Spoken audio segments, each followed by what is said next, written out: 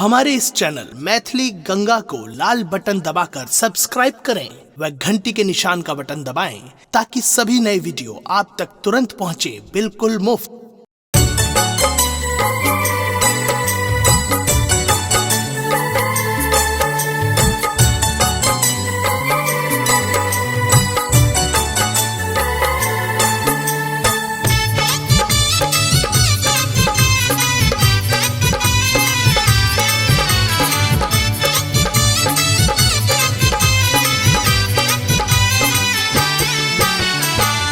विधि ना कहे ना विधि लिख लेन बेजोर रे, विधि ना कहे ना विधि लिख लेन बेजोर रे।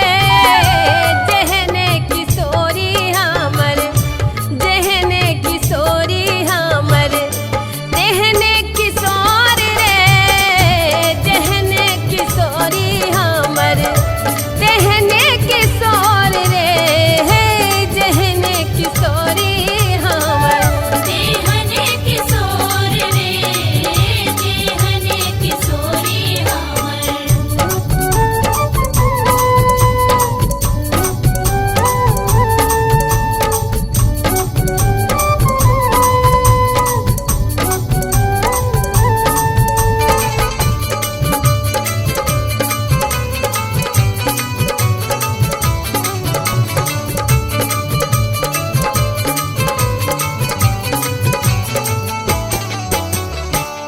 लाट घोंघरवा कारी मोते मनी मोर रे, लाट घोंघरवा कारी मोते मनी मोर रे।